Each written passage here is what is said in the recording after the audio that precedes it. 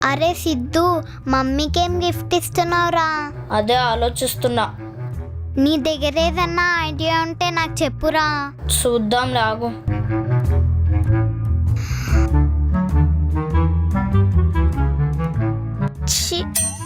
అరే సిద్ధు, నా దగ్గర 100 రూపీసే ఉన్నాయిరా.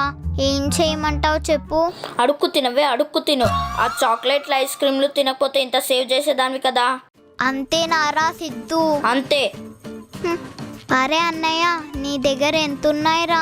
1600 ఉన్నాయి. అరే ఇద్దరిది కలిపితే 1700 అవుతాయిరా. అవుతాయి. అయితే ఇద్దరం కలిపి గిఫ్ట్ ఇచ్చేస్తామా?